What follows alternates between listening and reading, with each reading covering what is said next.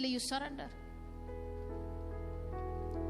Infinite supply para abundantly blessed na the way to infinite supply அப்படினா என்னன்னா எப்போ அந்த infinite supply வரனா இப்போ இந்த பாட்டில்ல நான் திருப்பி எப்போ தண்ணி ரொப்ப முடியும்?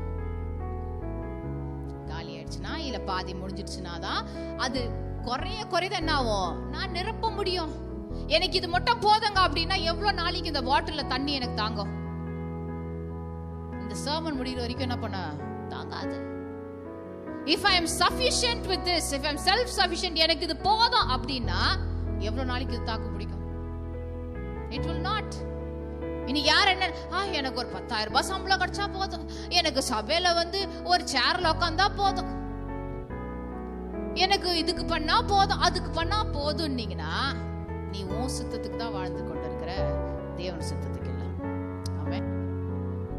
Then stop praying the prayer also. அப்பா நீங்க செய்யுங்கப்பான்னு ஜெபிக்காத. ஏன்னா செய்ய முடியாது, அவரால் செய்ய மாட்டார்ல, முடியாது. நீ என்ன சொல்ல ஆரம்பிக்கணும்? ஆனா வசனம் எடுத்துருவாங்க, போதும் என்ற மனதோட இருப்பதே தேவனோட போகடா. எதுக்கு எடுக்கணும், என்ன எதுக்குன்னு? அது எதுக்குன்னா பேராசை, the greed. திருப்பி சொல்றேன், நீ மாம்சத்துல பணத்துக்கு தேடினா, மாம்சத்துல உயர்வுக்கு தேடினா அது பேரு greed. ஆனா நீ ஆவிக்குள்ள தேவனோட ராஜ்யத்தை நீ தேடும் போது இதெல்லாம் உனக்கு கூட கொடுக்கப்படும். அது கிரீட் இல்ல, அது பேர் ஆசீர்வாதம். ஆமென். இவ்வளவுதான் வித்தியாசமே.